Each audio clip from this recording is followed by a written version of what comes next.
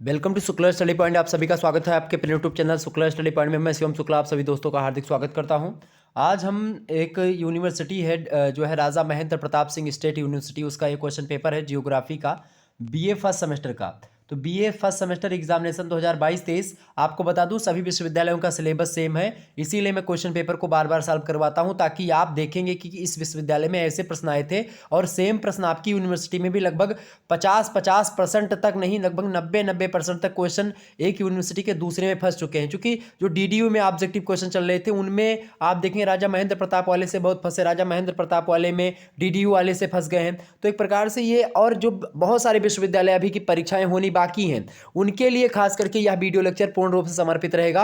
और बाकी जिनकी परीक्षा हुई उनकी आंसर की भी हो जाएगी और बाकियों के लिए एक मॉडल पेपर के रूप में कार्य करेगा। तो बीए फर्स्ट सेमेस्टर एग्जामिनेशन 2022-23 का के लिए जियोग्राफी यानी फिजिकल जियोग्राफी, जिसमें आपको पढ़ना होता है फर्स्ट सेमेस्टर में जब आप एडमिशन लेते हैं बीए में, जियोग्राफी लिया है आपने, बीए में है चाहे बीएससी में है, सिलेबस आपका वही होता है। ठीक है, तो बीए बीएससी सभी के लिए है फिजिकल जियोग्राफी के। आज की वीडियो के माध्यम से हम 75 यानी कि 75 मोस्ट इंपॉर्टेंट ऑब्जेक्टिव टाइप के प्रश्नों को हल करने वाले हैं।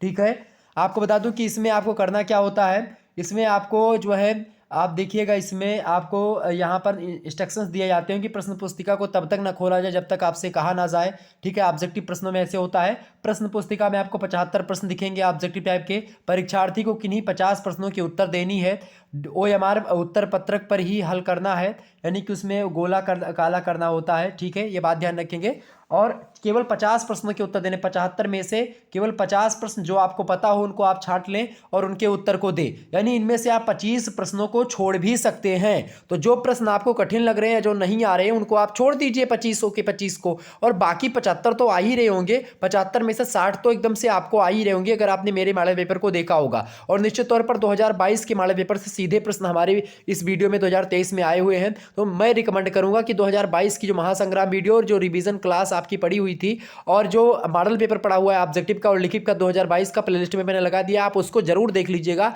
आपकी परीक्षा की दृष्टि से बहुत ज्यादा महत्वपूर्ण है। क्लियर। अब मैं हल करने का प्रयास करता हूं। जो क्वेश्चन पेपर आपका हुआ था इसमें 75 ऑब्जेक्टिव टाइप के क्वेश्चंस हैं। ये क्वेश्चन पेपर थोड़ा सा धूमिल है, यानी कि प्रश्न आपको थोड़ा सा कम दिखाई पड़ेगा, लेकिन अब जो छात्र छात्राएं हमारे पास क्वेश्चन पेपर भेजेंगे वही मैं सॉल्व करवा सकता हूं। ठीक है, देखिए पहला प्रश्न आपसे पूछा गया था, देखिए अंग्रेजी में लिखा हुआ है, हिंदी में भी लिखा हुआ है। अंग्रेजी में मैं कम पढ़ने का प्रयास करूंगा, हिंदी में ज्यादा। तो जो बीएससी वाले अंग्रेजी में, उनका अंग्रेजी में देखें, या फिर बीए में भी बहुत सारे लोग इंग्लिश मीडियम से पढ़ते हैं, तो उनके लिए अंग्रेजी वाला ये हो जाएगा, ये हिंदी वाला। ठीक है, देख लीजिएगा, आप यहाँ पर देखेंगे which of the following theory of propounded by Hoyle and Littleton, यानी निम्नलिखित में से कौन सी परिकल्पना हॉयल एवं लिटिलटन की है, मतलब इनके द्वारा प्रतिपादित की गई। भाई देखिए, तो इनमें से जो परिकल्पना है नोवा हाइपोथेसिस, यानी कि नोवा परिकल्पना जो है ये हॉयल और लिटिलटन की है, यानी ऑप्शन नंबर इसका ए करेक्ट आंसर होगा।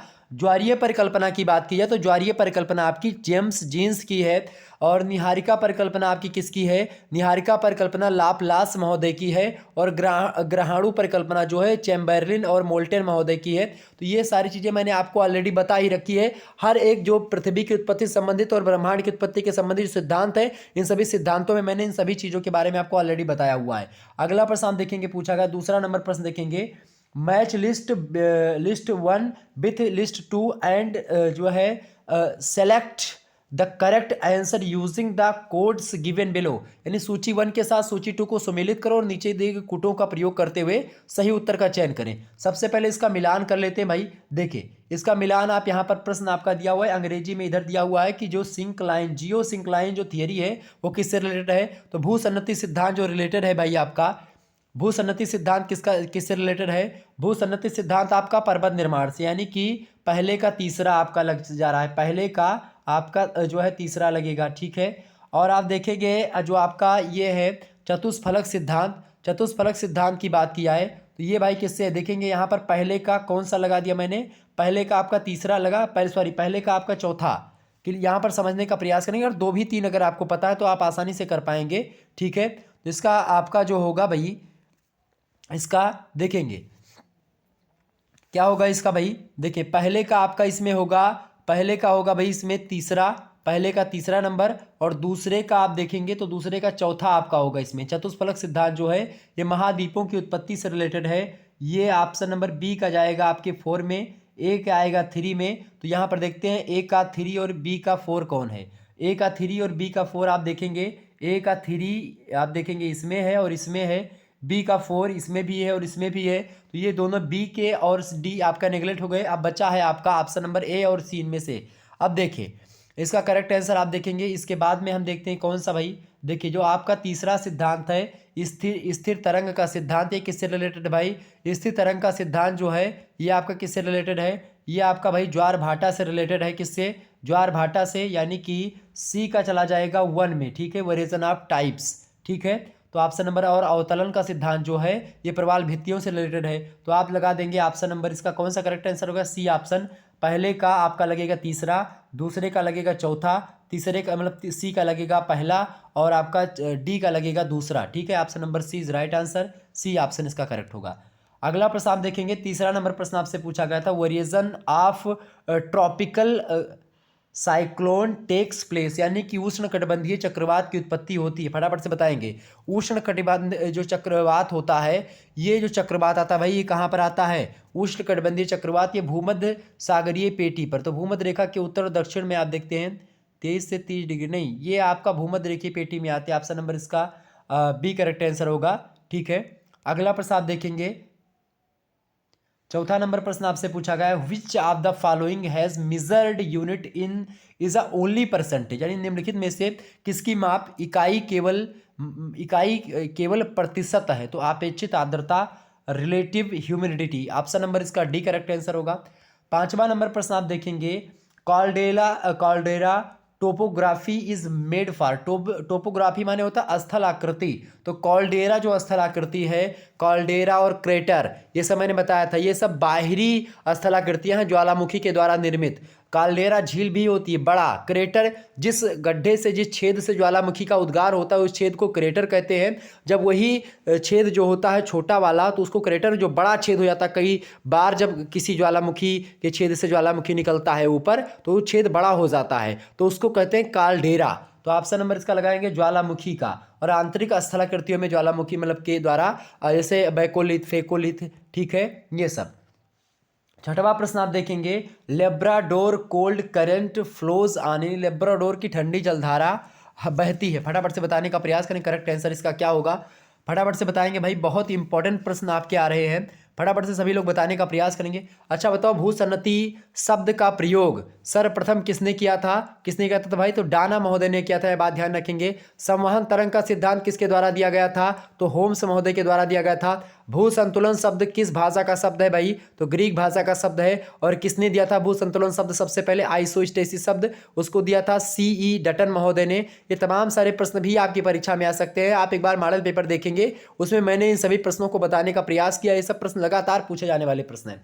प्रश्न, Labrador cold current flows on, correct answer क्या होगा छठवें का? ऑप्शन नंबर सी, उत्तरी अमेरिका का पूर्वी तट, east coast of North America.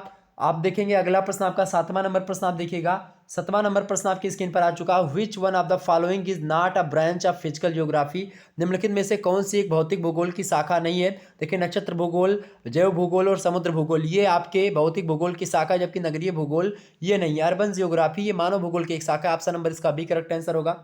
8वां प्रश्न आपसे पूछा गया, जेम्स जीन्स एवं Jeffreys propounded dash hypothesis regarding origin of the earth, यानी जीन्स एवं जेफ्रे ने पृथ्वी की उत्पत्ति संबंधित परिकल्पना, मतलब कौन सी परिकल्पना प्रतिपादित की थी? तो मैंने आपको ऑलरेडी बताया है, करेक्ट आंसर क्या होगा? ऑप्शन नंबर डी, ज्वारीय परिकल्पना। ऑप्शन नंबर इसका डी करेक्ट आंसर होगा।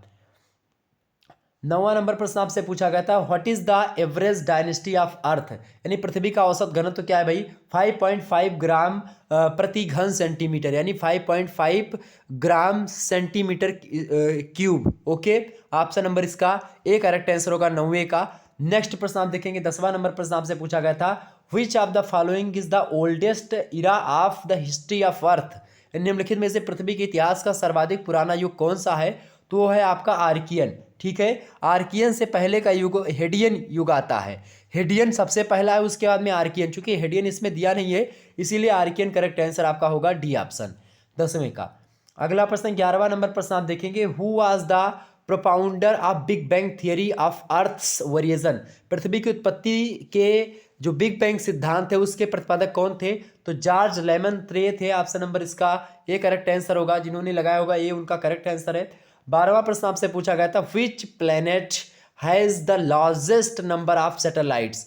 किस ग्रह के उपग्रहों की संख्या सर्वाधिक है भाई? तो शनि ग्रह के उपग्रहों की संख्या सर्वाधिक है। 12वें करेक्ट आंसर होगा ऑप्शन नंबर ए। शनि के भाई कुल मिलाकर के अब तक शोधों के हिसाब से 82 उपग्रह हैं, और दूसरे नंबर पर जो सबसे ज्यादा ग्रह हैं वो बृहस्पति के हैं। बृहस्पति के ग्रहों की संख्या अब तक के शोधों के हिसाब से 79 ग्रह जो है, सॉरी उपग्रह बृहस्पति ग्रह के हैं। शनि के 82 उपग्रह हैं। Option number A correct answer होगा इसका 12वें का सैटर्न। अगला प्रश्न देखेंगे, 13वां नंबर प्रश्न है, हु जो है प्रोड्यूस्ड कॉन्टिनेंटल ड्रिफ्ट थियरी? महाद्वीपीय प्रवाह सिद्धांत या महाद्वीपीय जो है फिसलन का सिद्धांत तो किसने दिया है? तो ये दिया है अल्फ्रेड वेगनर महोदय ने। वेगनर का महाद्वीपीय प्रवाह का सिद्धांत। Option number B correct answer होगा। 14 नंबर प्रश्न देखेंगे, sea floor spreading process is related to? सागर नितल प्रसरण प्रक्रिया संबंधित है। सागर नितल प्रसरण प्रक्रिया जो संबंधित है ये प्लेट विवर्तन से संबंधित है, प्लेट टेक्टोनिक्स से। ऑप्शन नंबर इसका ए करेक्ट आंसर होगा। अगला प्रश्न देखेंगे, आपका 15वां नंबर प्रश्न है। एक बार जितने भी लोग देख रहे हैं फटाफट से वीडियो को लाइक और शेयर कर दीजिएगा। आपका पेपर होता नहीं कि शुक्ला स्टडी पॉइंट के द्वारा उसको सॉल्व करवा दिया था, लगातार आप देखेंगे जितने भी क्वेश्चन पेपर, हर एक सब्जेक्ट के क्वेश्चन पेपर को आपको सॉल्व करवा दिया गया है। जितने भी विश्वविद्यालय के पेपर अभी तक हुए सभी को मैं आपको सॉल्व करवा करके दे देता हूं, तो ताकि आप जो दूसरे विश्वविद्यालय के उनको भी हेल्प हो सके और जिसके विश्वविद्यालय की परीक्षा हो इसको भी हेल्प हो सके, क्योंकि सभी विश्वविद्यालयों का सिलेबस सेम है। और इसमें हम लोगों को अब क्या कर लेना है, बहुत अच्छे तरीके से अपने आप को इसी में सिद्ध कर लेना, अच्छे तरीके से नंबर लाना है। ओके, ये बात ध्यान रखेंगे। आगे बढ़ते हैं। निम्नलिखित में से कौन सा बहिर्जात बल नहीं है? बताने का प्रयास करेंगे। Which of the following is not exogenetic force? बताएं। अपक्षय, अपर्दन, अनक्षादन ये तीनों बहिर्जात बल हैं, जबकि भ्रंशन जो होता है ये आंतरजात बल के कारण होता है। ऑप्शन नंबर इसका डी करेक्ट आंसर होगा। 16वां प्रश्न आपसे पूछा गया, which process is responsible for the formation of rift valley? Rift घाटी किस प्रक्रिया से उत्पन्न होती है? तो भ्रंशन से उत्पन्न होती है। ऑप्शन नंबर इसका ए करेक्ट आंसर होगा, फ्लिफ्टिंग से। अगला प्रश्न आप देखेंगे, 17वां नंबर प्रश्न है आपका, which of the following volcano is known as lighthouse of Mediterranean sea? यानी कि निम्नलिखित में से किस ज्वालामुखी को भूमध्य सागर का प्रकाश स्तंभ कहा जाता है? स्ट्रोम्बोली ज्वालामुखी को। ऑप्शन नंबर इसका ए करेक्ट आंसर होगा 17वें का। नेक्स्ट प्रश्न आप देखेंगे, 18वां नंबर प्रश्न आपकी स्क्रीन पर आ चुका है। विच प्रश्न क्या है आपसे पूछा गया? प्रश्न पूछा गया भाई, प्रश्न देखेंगे सभी लोग, एक बार वीडियो को लाइक और शेयर कर देंगे। प्रश्न है आपका, which is the oldest rock of earth? पृथ्वी की सबसे प्राचीन सेल कौन सी है? आग्नेय सेल इज राइट आंसर। आग्नेय क्रम की जो चट्टाने हैं, जो है आग्नेय चट्टाने, वो जो है सबसे पहले सबसे पुरानी चट्टाने वही, चूंकि जो जब पृथ्वी एकदम से धधकता हुआ गोला था उसके द्वारा जो ठंडी पृथ्वी बनी उसके द्वारा जो निर्मित चट्टाने हैं वो आपकी आग्नेय चट्टाने हैं। अगला प्रश्न आप देखते हैं, 19वां नंबर प्रश्न आपसे दिया हुआ है। देखिए एकदम से कुछ दिख नहीं रहा है यहाँ पर, लेकिन फिर भी पढ़ने का प्रयास करता हूँ। अंग्रेजी में तो दिख ही नहीं रहा है, हिंदी में देखते हैं। किसने कहा था कि स्थलाकृति संरचना प्रक्रम तथा समय का प्रतिफल है? किसने कहा था भाई? 19 का करेक्ट आंसर क्या होगा? बिल्कुल ऑप्शन नंबर सी, डेविस महोदय का कथन है। Option number C correct answer होगा। अगला प्रश्न आप देखेंगे, 20वां नंबर प्रश्न आपका आ चुका है, stage of river related to the formation of peneplain. Peneplain माने होता है समप्राय मैदान, नदी की किस अवस्था में निर्मित होता है? तो ये एकदम से वृद्धावस्था में, यानी जीर्णावस्था में, ओल्ड स्टेज में। Option number D correct answer होगा। 21 नंबर प्रश्न देखेंगे, which of the following process is not related to weathering? निम्नलिखित में से कौन सी प्रक्रिया अपक्षय से संबंधित नहीं है? अपक्षय संबंधित देखिए आपका ऑक्सीकरण, जलयोजन, कार्बोनेशन, ये सब अपक्षय के कारण, मतलब ये सब इन सभी क्रियाओं के द्वारा अपक्षय होता है। और अपक्षय और अपर्दन दोनों अलग अलग प्रक्रियाएं हैं। अपक्षय माने होता है किसी जैसे पत्थर का टूट करके अपने स्थान, मतलब अपने स्थान से टूट जाना, लेकिन उस पत्थर को वो जिस जो है कारक ने उसको तोड़ा, जैसे मान लेते हैं जल के द्वारा अगर पत्थर टूटा तो जल उसको बहा करके जब अपने साथ ले जाता तो उसको अपर्दन करते हैं। ठीक है, तो अपर्दन ऑप्शन नंबर इसका डी करेक्ट आंसर होगा। इरोजन अपक्षय से संबंधित नहीं है। ठीक है, आगे बढ़ते हैं। प्रक्रिया नहीं, बाकी अपक्षय और अपर्दन जब मिला देते हैं तो वो अनक्षादन होता है। अपक्षय और अपर्दन दोनों की मिली जुली प्रक्रिया को हम अनक्षादन कहते हैं। 22 नंबर प्रश्न है which of the following land form is not form by reverse जो है इरोजन, यानी निम्नलिखित में से कौन सी स्थलाकृति नदी या पर्दन द्वारा नहीं निर्मित है। देखिए नदी विसर्प नदी के द्वारा निर्मित है, संप्रदाय मैदान भी नदी के द्वारा निर्मित है, डेल्टा भी नदियों के द्वारा निर्मित है। जलप्रपात यानी जो झरना होता है वाटरफॉल, ये नदी की स्थलाकृति नहीं होती है। ठीक है, आगे बढ़ते हैं। अगला प्रश्न आप देखेंगे which one of the following is not glacier topography, यानी निम्नलिखित में से कौन सी एक हिमानीकृत भू आकृति नहीं है। हिमानीकृत भू आकृति कौन सी नहीं, इनमें से 23 का करेक्ट आंसर क्या होगा भैया आपका? इसका करेक्ट आंसर होगा option number C, yardang. Yardang जो है ये किसके द्वारा बनता है? यारडांग पवन के द्वारा निर्मित यानी कि हवा के द्वारा बनने वाली स्थलाकृति है। अगला प्रश्न देखेंगे 24 नंबर प्रश्न आपसे पूछा गया which sphere of the atmosphere is related to the weather activities on the earth surface. पृथ्वी पर मौसम संबंधी घटनाएं वायुमंडल के किस स्तर से संबंधित है? भाई तो सभी को पता होगा troposphere is right answer, option number A होगा क्षोभ मंडल, option number A correct answer होगा 24 का। 25वां नंबर प्रश्न आपसे पूछा गया था average arrange the following gases of the atmosphere is increasing order by volume. वायुमंडल की निम्नलिखित गैसों के आयतन को बढ़ती दर से क्रम में व्यवस्थित कीजिए। बढ़ती दर से, देखिए सबसे ज़्यादा बढ़ती दर से मतलब सबसे कम से ज़्यादा की ओर बढ़ना है हमको। देखिए सबसे कम होती है आर्गन, फिर कार्बन डाइऑक्साइड, फिर ऑक्सीजन और नाइट्रोजन। नाइट्रोजन का परसेंटेज है आपका 78%, ठीक है। ऑक्सीजन का है आपका 21% लगभग, कार्बन डाइऑक्साइड का जो है बहुत 0 पॉइंट कुछ में, और आर्गन का भी उसी तरीके से कुछ कम में है। तो एक प्रकार से सबसे कम आर्गन, फिर कार्बन डाइऑक्साइड, फिर ऑक्सीजन, फिर नाइट्रोजन। तो ऑप्शन नंबर लगा देंगे आपका डी होगा करेक्ट आंसर। चौथा, तीसरा, दूसरा और पहला, D option is right answer. अगला प्रश्न देखेंगे the study of the processes of atmosphere is called. वायुमंडल की प्रक्रिया का अध्ययन क्या करने वाला विज्ञान क्या कहलाता है? भाई तो उसको हम मेट्रियोलॉजी यानी कि मौसम विज्ञान कहते हैं। ऑप्शन नंबर इसका बी करेक्ट आंसर होगा। नेक्स्ट प्रश्न आपकी परीक्षा में पूछा गया 27 नंबर प्रश्न आप देखेंगे नम वायु के तीव्र गति से ऊपर उठने के कारण निम्नलिखित में से कौन सी दशा उत्पन्न होती है? तो ये कौन सी दशा हो सकती है भाई? पाला हो सकता है इसमें या फिर ओला, ठीक है। इनमें से थोड़ा सा मुझे डाउट है इस प्रश्न में, ठीक है, चूंकि कुल में पाला और ये सब इसमें मतलब हिमपात अलग है, कोहरा और पाला और ओला मीन थोड़ा सा मुझे कन्फ्यूजन है, इसको मैं बता दूंगा। बाकी आप लोग देखेंगे जिसको पता हो तो कमेंट से एकदम एग्जैक्ट पता होगा तो कमेंट करिएगा। 27 नंबर का 28 नंबर प्रश्न आप देखेंगे। प्रश्न है आपका कि बैरोमीटर के पाठ्यांक में अचानक से गिरावट का संकेत क्या बताता है? बैरोमीटर का जब अचानक से पाठ मतलब कि जो पाठ्यांक है वो गिरता है तो तूफान आने का संकेत होता है। ऑप्शन नंबर इसका बी करेक्ट आंसर होगा। अगला प्रश्न आपका 29 नंबर प्रश्न है which one of the following is a type of planetary wind, यानी कि निम्नलिखित में से कौन सा पवन का प्रकार ग्रहीय पवन है? तो भाई पछुआ पवनें जो हैं ग्रहीय हैं। ऑप्शन नंबर इसका सी करेक्ट आंसर होगा। 30 नंबर प्रश्न आप देखेंगे the shape of mid Atlantic rise is just like, यानी मध्य अटलांटिक कटक की रिड्स, ठीक है। मध्य अटलांटिक कटक की आकृति किस तरीके से? तो अंग्रेजी के एस आकार की। ऑप्शन नंबर इसका ए करेक्ट आंसर होगा। अगला प्रश्न आप देखेंगे, अगला प्रश्न आपका आ चुका है 31 number which among the following ocean current is a warm current of the Pacific ocean. निम्नलिखित में से गर्म जलधाराओं में से कौन सी जलधारा प्रशांत महासागर की गर्म जलधारा है? प्रशांत महासागर की गर्म जलधारा कौन सी भाई? 31 का करेक्ट आंसर क्या होगा? 31 का करेक्ट आंसर होगा ऑप्शन नंबर ए आपका, ठीक है। 31 का करेक्ट आंसर क्या होगा? प्रशांत महासागरीय जलधारा जो है क्यूरेसुयो है। Option number A correct answer होगा, ये गर्म जलधारा है। अगला प्रश्न आप देखें 32 नंबर प्रश्न आपका है the rhythmic rise and fall of ocean water twice in a day is called. दिन में 2 बार लयबद्ध रूप से महासागर का जल उठना और गिरना क्या कहलाता? तो ज्वार भाटा कहलाता है, टेब कहलाता है, टाइब। अगला प्रश्न 33 नंबर प्रश्न आप देखेंगे what is the salinity level of the sea water, यानी महासागरीय जल की लवणता का स्तर कितना है? तो लगभग 35 इकाई। इसका 33 का करेक्ट आंसर क्या होगा? 33 नंबर का option number D correct answer होगा, 35 इकाई प्रति हजार, 35 पीपीटी। ऑप्शन नंबर इसका डी करेक्ट आंसर होगा। 34 नंबर प्रश्न आपसे पूछा गया where are coral reefs located, प्रवाल भित्ति का विस्तार कहाँ पाया जाता है? तो प्रवाल भित्ति का जो विस्तार है अधिकतर आप देखेंगे उष्ण कटिबंध में आपको दिखेगा। ऑप्शन नंबर इसका बी करेक्ट आंसर होगा, ट्रॉपिक्स में। अगला प्रश्न आप देखेंगे अगला प्रश्न आपका स्क्रीन पर आ चुका है। 35 नंबर प्रश्न देखेंगे, निम्नलिखित में से कौन सा जैवमंडल का अंश है? जैवमंडल का देखेंगे अंग है। बताए स्थल मंडल, जल मंडल, वायुमंडल, ये तीनों जो हैं ये जैवमंडल के ही अंश है। ऑप्शन नंबर डी लगा देंगे, all of the above.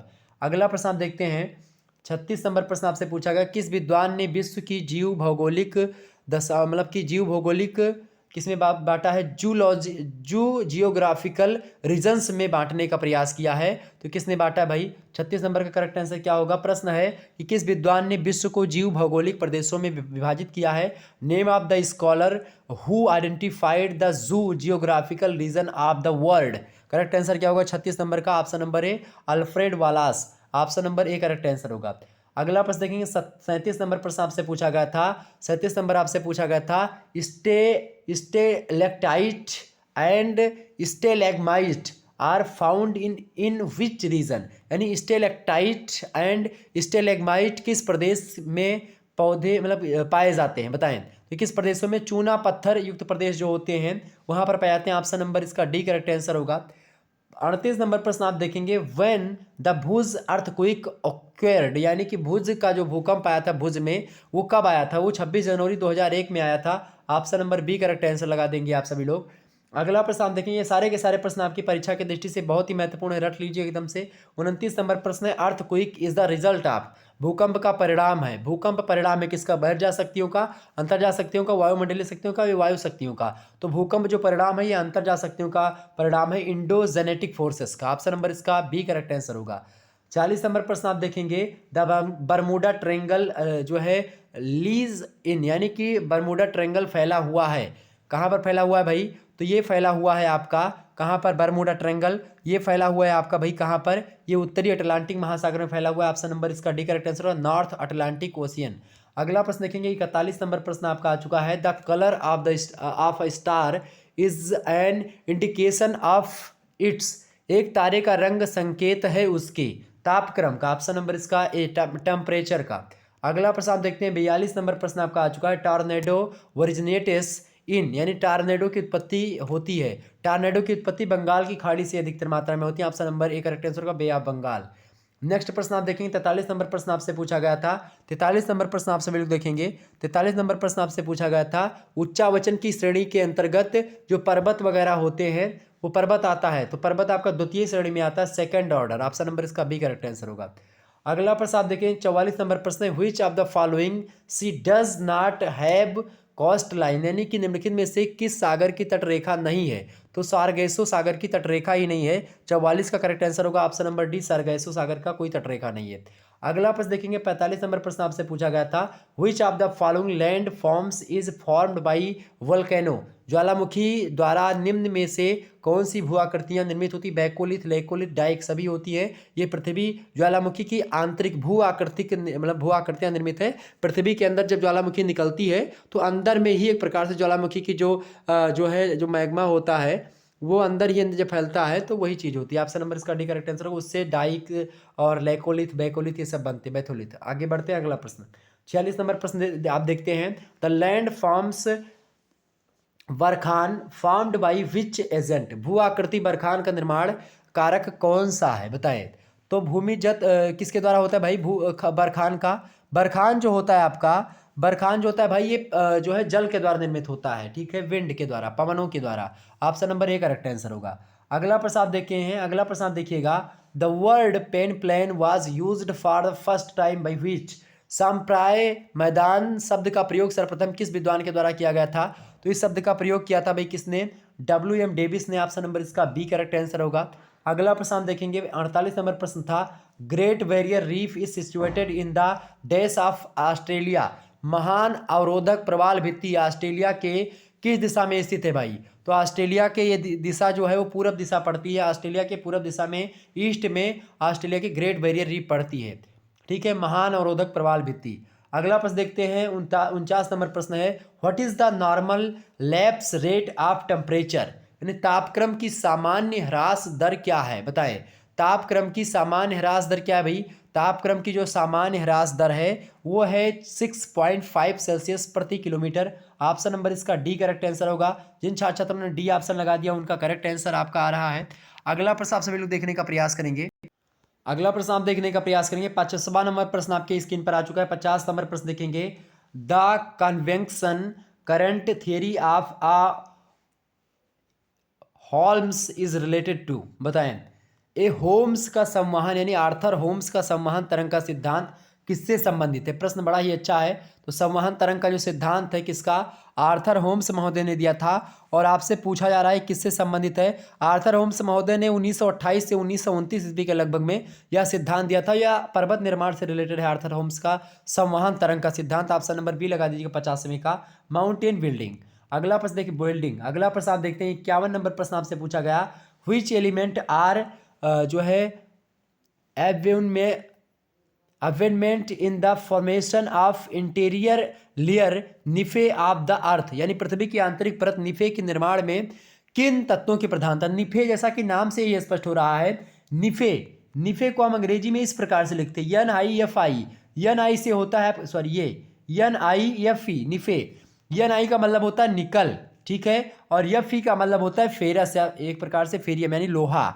Option number इसका डी लगा देंगे। ये जो है D option is right answer होगा इसका। निफे जो है वो निकल और लोहा से बनती है। सियाल जो है आपका, सियाल वो सिलिका और एल्यूमिनियम से बनती है, ठीक है। सियाल, सीमा, सीमा जो आपकी बनती है सिलिका और मैग्नीशियम से बनती है। तो सीमा देखिए नाम से स्पष्ट है, सीमा, ठीक है। स्वेस महोदय के द्वारा पृथ्वी की आंतरिक संरचना की रासायनिक 3 खंड बांटा था उन्होंने, सियाल, सीमा, निफे। सियाल जो है SIAL यानी सिलिका और एल्युमिनियम वहां पर अधिकता होती है।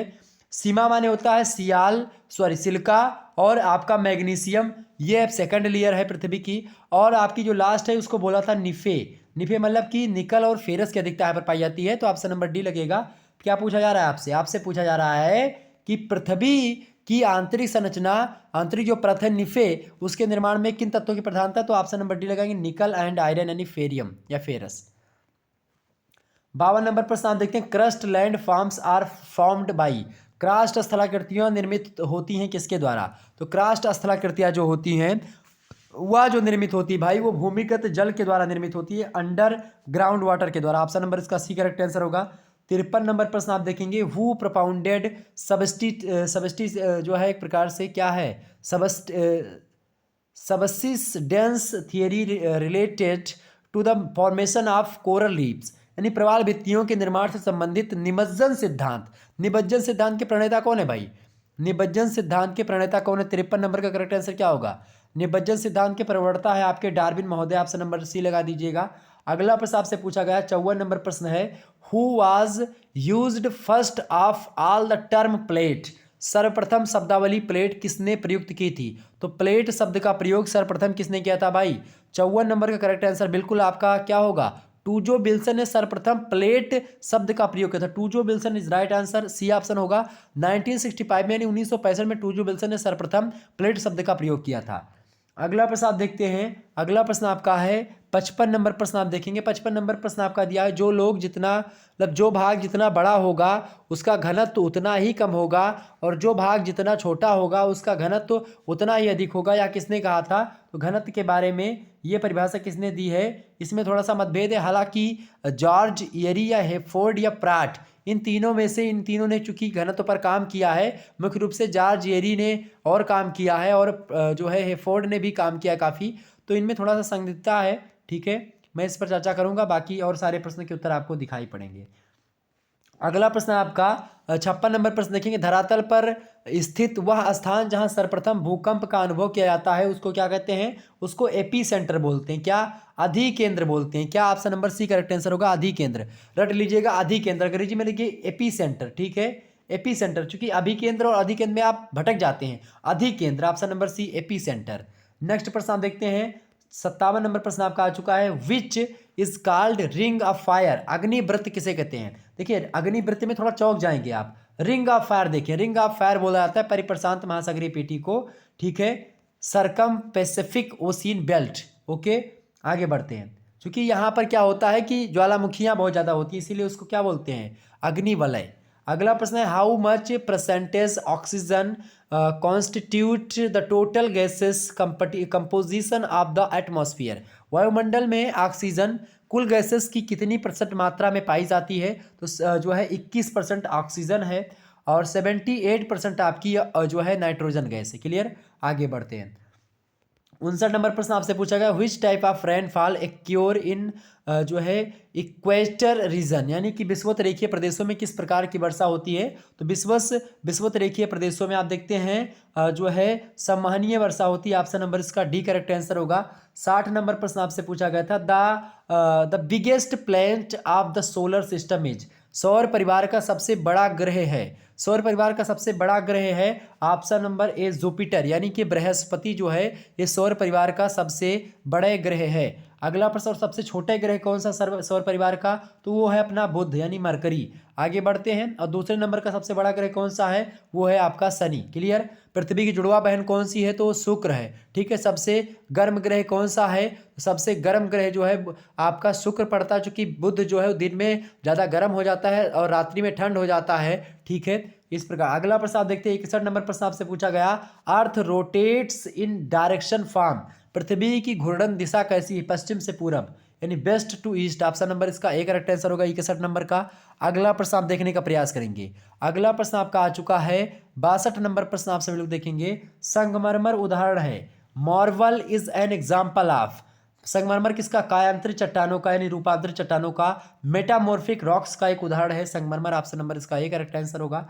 अगला प्रश्न आपसे पूछा गया 63 नंबर प्रश्न आप सभी लोग देखेंगे, प्रश्न है भूकंप संबंधी जानकारी प्रदान करता है, यानी earthquake related information is provided by seismograph. Option number इसका बी करेक्ट आंसर होगा।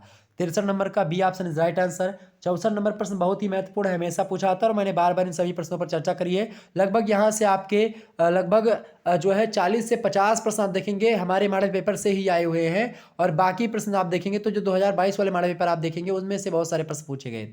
देखिए, अश्व अक्षांश, अक्षांश किसके मध्य स्थित है भाई, यानी कि जो हॉर्स लैटिट्यूड है लाई बिटवीन, यानी किस अक्षांशों के बीच में, अक्षांशों को हम अक्षांश कहते हैं भाई, तो वो हम कहते हैं किसको, वो 30 से लेकर के 35 डिग्री जो उत्तरी और दक्षिणी अक्षांश है उनको हम अक्षांश कहते हैं। ऑप्शन नंबर इसका सी करेक्ट आंसर होगा। 65 नंबर प्रश्न देखेंगे, temperature cyclones are temperate cyclones are, बताएं, temperate cyclones are founded between latitudes, यानी कि शीतोष्ण कटिबंध चक्रवात इन अक्षांशों के बीच मिलते हैं। किन अक्षांशों के बीच भाई, तो शीतोष्ण कटिबंध जो चक्रवात हैं ये आपके मिलते हैं जो है 30 से 60 डिग्री अक्षांशों के बीच में। ऑप्शन नंबर इसका सी करेक्ट आंसर होगा। 66 नंबर प्रश्न आप देखते हैं, gulf stream flows in, gulf stream जलधारा बहती है, गल्फ स्ट्रीम जो जलधारा है भाई इसका करेक्ट आंसर क्या, गल्फ स्ट्रीम जो जलधारा है ये उत्तरी अटलांटिक जलधारा है, north Atlantic ocean. Option number इसका सी करेक्ट आंसर होगा।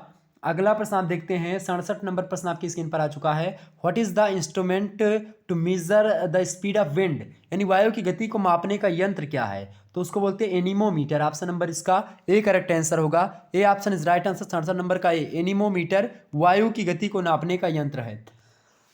एक बार जितने भी लोग देख रहे हैं फटाफट से वीडियो को लाइक और शेयर कर दीजिएगा, सभी दोस्तों के पास अपने वीडियो को शेयर कर दीजिएगा। आपके घर में जितने फ़ोन हैं सभी से चैनल को सब्सक्राइब कर दीजिएगा, क्योंकि इसी प्रकार से आपको बता दूं, आप सेकंड सेमेस्टर में जाएंगे आपकी इसी प्रकार से तैयारी होगी, थर्ड में जाएंगे इसी प्रकार से, फोर्थ में जाएंगे, फिफ्थ में जाएंगे, आपका बीए से रिलेटेड सारे सब्जेक्ट का हर एक क्लास आपको मिलती है, हर एक कक्षा में आप जाएंगे उनके, मैं आपको साथ देने वाला हूँ। लगभग पिछले 3 सालों में आप मतलब अगले 3 सालों तक हमारे साथ बने रहने वाले हैं, तो आप सभी लोग चैनल को सब्सक्राइब कर लीजिए और हमसे जुड़ जाइए एक प्रकार से। ओके, अगला प्रश्न है आपका जो है टोपोग्राफी जनरेटेड बाई जो है young stage of river is, यानी कि नदी की युवावस्था में बनने वाली स्थलाकृति कौन सी, तो गार्ज वगैरह जो होती हैं, जब नदी एकदम से युवावस्था में होती है तो गार्ज का निर्माण होता है। ऑप्शन नंबर ए। 69 नंबर प्रश्न आप देखेंगे, रीजन्स ऑफ जो है टाइप्स इज, यानी ज्वार भाटा का कारण क्या है, सूर्य और चंद्रमा का आकर्षण। ठीक है, attraction of sun and moon. Option number A correct answer होगा 69 का। अगला प्रश्न 70 नंबर देखेंगे, 70 नंबर आपका ये भाई प्रश्न दिख ही नहीं रहा मुझे, तो इसका क्या बता दिया जाए। आगे बढ़ते हैं, 71 नंबर प्रश्न आप देखेंगे, 71 नंबर प्रश्न आपका कुछ हिंदी में दिख रहा है, विश्व के सर्वाधिक खारा समुद्र, विश्व का सर्वाधिक खारा समुद्र तो आपका अमृत सागर है, डेड सी। ऑप्शन नंबर इसका बी करेक्ट आंसर होगा 71 का। 72 नंबर प्रश्न आपसे पूछा गया है, अंग्रेजी में नहीं पढ़ पाएंगे, इसको दिख नहीं रहा है, अंग्रेजी हिंदी में लिखा है आपका कि ऊंचाई में वृद्धि के साथ तापमान में वृद्धि को क्या कहते हैं, तो ऊंचाई में वृद्धि के साथ तापमान की वृद्धि को हम ताप उत्क्रमण कहते हैं। Option number C correct answer होगा इसका। C option is right answer. Inversion of temperature बोलते हैं इसको। ऑप्शन नंबर इसका सी करेक्ट आंसर होगा। अगला प्रश्न देखेंगे, 73 नंबर प्रश्न आपकी स्क्रीन पर आ चुका है। व्हाट इज द एवरेज जो है डेप्थ ऑफ क्या लिखा हुआ है यहाँ पर, कॉन्टिनेंटल शेल्फ, यानी महाद्वीपीय निगमन, महाद्वीपीय निमग्न तट की औसत गहराई क्या है, बताएं। निमग्न तट जो होता है इसकी गहराई हम फैदम में नापते हैं, वैसे गहराई फैदम में ही नापते हैं महासागरों की। तो बताएं महाद्वीपीय निमग्न तट की जो औसत गहराई कितनी है लगभग, तो ये आप ध्यान रखेंगे 120 से लेकर के 370 तक जो है इसकी गहराई जाती है। और औसत निकालेंगे लगभग 200 का या 100 का पड़ सकता है, 200 लगा देंगे आप। ए सी ऑप्शन, सी या तो ए, इन दोनों में से एक होगा। ज़्यादातर आपका 80% आपकी चांसेस है सी की। ठीक है, आगे बढ़ते हैं। 74 नंबर प्रश्न आपका है, rift valley is the result of, rift घाटी परिणाम है किसका भाई, तो भ्रंशन का परिणाम है। ये प्रश्न दोबारा से पूछ लिया गया, ऑप्शन नंबर इसका बी करेक्ट आंसर होता है। अगला प्रश्न आप देखते हैं 75 नंबर प्रश्न है, the amount of actual water vapour vapour in the air known as, यानी वायु में उपस्थित वास्तविक नमी की मात्रा है, उसको क्या बोलते हैं, वायु में उपस्थित वास्तविक नमी की मात्रा को हम क्या कहते हैं, उसको हम निरपेक्ष आर्द्रता या एब्सोल्यूट ह्यूमिडिटी कहते हैं। ऑप्शन नंबर को ए, मतलब ऑप्शन नंबर इसका 75 का ए करेक्ट आंसर होगा। इस प्रकार से आपने लगभग 75 ऑब्जेक्टिव टाइप के महत्वपूर्ण प्रश्नों को समझ लिया, जो कि आपकी परीक्षा की दृष्टि से बहुत ही ज़्यादा महत्वपूर्ण है। ओके, ये बात आप ध्यान रखेंगे। आपसे ये भी प्रश्न बहुत ज़्यादा पूछा जाता है कि सबसे बड़ा महासागर कौन सा है, तो प्रशांत महासागर है। सबसे गहरा जो है जो ट्रेंच है वो उसका क्या नाम है, तो मेरियाना ट्रेंच है, 11,033 मीटर गहरा है, प्रशांत महासागर में ही स्थित है। ये तमाम प्रकार के प्रश्न आपसे पूछता है एग्जाम्स में। सुबह का तारा, भोर का तारा, सायंकाल का तारा किसे कहते हैं, तो किसको कहते हैं भाई, शुक्र को ये सब कहते हैं। ये सब प्रश्न आपसे पूछ सकता है। ठीक है, ये बात ध्यान रखेंगे। अच्छा, मानव युग किसको कहते हैं, ape of man, age of man, ape of man, यानी कि मानव युग किसको कहते हैं, एज ऑफ मैन, मानव युग को, होलोसीन तक को मानव एज के नाम से जानते हैं। तो ये सब प्रश्न आपसे पूछ सकता है। ओके, हालांकि ये जितने भी क्वेश्चन मैंने बताए ऑब्जेक्टिव टाइप के थे, तो ऑब्जेक्टिव परीक्षा जिसकी भी विश्वविद्यालय की होने वाली, जिस भी विश्वविद्यालय की, उसके लिए बहुत ही महत्वपूर्ण होने वाला है। ठीक है, आप सभी लोग रट लीजिएगा इन सभी प्रश्नों के, बहुत ही इंपॉर्टेंट है। आपको बता दूं प्राचीन इतिहास, मध्यकालीन इतिहास, प्राचीन इतिहास का सभी का क्वेश्चन पेपर मैंने सॉल्व करवा दिया है। आप आसानी से देखिए, ये भी आपका फर्स्ट सेमेस्टर का क्वेश्चन पेपर है आपका, मध्यकालीन इतिहास का फर्स्ट सेमेस्टर का। आप देख लेंगे 75 क्वेश्चन जो हुआ था आपका राजा महेंद्र प्रताप सिंह यूनिवर्सिटी का, ये भी सॉल्व करवा दिया। तो आपकी यूनिवर्सिटी के सभी विश्वविद्यालयों की दृष्टि से यह लेक्चर आपका बहुत महत्वपूर्ण है। ये है जियोग्राफी का भी, सोशियोलॉजी का जो सॉल्व करा है वो भी, और ये जियोग्राफी का भी, ठीक है, और मध्यकालीन इतिहास का भी, और जितने भी मैंने सॉल्व करवाया अधिकतर सब्जेक्ट का, एंसेंट का भी मैंने सॉल्व करवाया, एंसेंट हिस्ट्री का, सारे के सारे सब्जेक्ट जितने भी सॉल्व करवा दिए, सब आपकी परीक्षा की दृष्टि से बहुत महत्वपूर्ण है। तो आप रट लीजिएगा इन प्रश्नों को। ओके, चलिए फिर मिलते हैं हम नेक्स्ट वीडियो में, तब तक के लिए जय हिंद जय भारत। आप सभी का बहुत बहुत धन्यवाद। एक बार फिर से कहना चाहता हूं कि आप सभी लोग, आपके घर में जितने फ़ोन है, सभी फ़ोन से चैनल को हमारे सब्सक्राइब कर दीजिएगा। भले ही आप अपने माता पिता जी के फ़ोन सब्सक्राइब करने के बाद बेल आइकन मत प्रेस करिएगा, ताकि उनके पास नोटिफिकेशन ना जाए, बट सब्सक्राइब अवश्य कर दीजिएगा अपने सभी जितने फ़ोन है आपके घर में। बाकी आप अपने फ़ोन से सब्सक्राइब और शेयर अवश्य कर दीजिएगा। ओके, क्योंकि मैं आप लोगों के लिए लगातार मेहनत करता हूँ, दिन रात आपके लिए ही मेहनत करता हूँ। बीए के क्षेत्र में आप देखते हैं एक क्रांति आ चुकी है शुक्ला डी पॉइंट के आ जाने से, और यह परिणाम केवल आप लोगों के प्रेम और आप लोगों के एक प्रकार से एकता का है। ठीक है, और आप लोग इसी प्रकार से यूनिटी के साथ पढ़ते रहें। धुआं धुआं कर दिया जाएगा। एक समय आएगा जब आप थर्ड सेमेस्टर में पहुंचेंगे या सेकंड सेमेस्टर में पहुंचेंगे, तब तक आपको बहुत ज्ञान मिल चुका होगा इस क्लासेस के माध्यम से। तो आप अपनी विषय वस्तु के बारे में एक गहन अध्ययन कर पाएंगे इस चैनल के माध्यम से। मिलते हैं, चैप्टर वाइज वीडियो भी यहाँ पर प्रोवाइड किया जाता है। इसके अलावा आपको हर एक तरीके से मैं एक प्रकार से एग्जाम पॉइंट ऑफ व्यू से पढ़ाने का प्रयास करता हूं जब मॉडल पेपर देता हूं, और बाकी परीक्षा के अंत समय में एग्जाम पॉइंट ऑफ व्यू मेरा होता है। लेकिन जब मैं चैप्टर वाइज वीडियो प्रोवाइड करता हूं तो एग्जाम पॉइंट ऑफ व्यू तो होता है वो, और इसके अलावा डीप में भी मैं जाता हूं, ताकि आप में से अगर कोई यूपीएससी की तैयारी कर रहा है, यूपी पीसीएस की तैयारी कर रहा है, तो उसके लिए भी बहुत महत्वपूर्ण होता है। धन्यवाद, मिलते हैं नेक्स्ट वीडियो में। सभी लोगों को गुड नाइट। सभी लोगों को गुड नाइट, जितने भी लोग देख रहे हैं सभी को गुड नाइट, और एक बार वीडियो को मेरे शेयर अवश्य कर दीजिएगा। ओके, चले एक बात और आपको मैं यहाँ पर बता देना चाह रहा हूँ कि आप सभी लोग जो है क्या करेंगे, जितने भी वीडियोस हमारे चैनल पर पड़े हुए हैं हर एक सब्जेक्ट का, आपने कोई सब्जेक्ट लिया हुआ है चिंता करने की आवश्यकता नहीं है। हर एक सब्जेक्ट के ऑब्जेक्टिव मॉडल पेपर और लिखित मॉडल पेपर, ठीक है, समझिए ध्यान से, ऑब्जेक्टिव और लिखित दोनों टाइप के मॉडल पेपर आपके चैनल पर अपलोडेड हैं, 2022 वाले और 2023 के भी। तो 2023 के अभी एक आध दो होंगे, ठीक है, बाकी 2022 के हैं।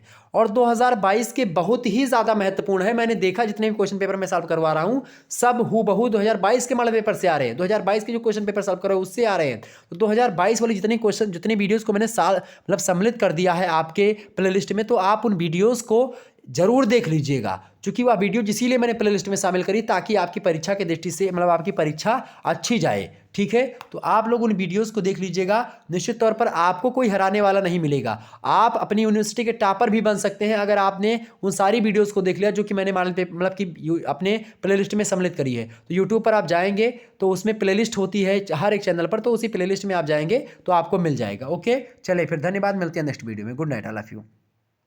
तो ये काम अवश्य कर लीजिएगा।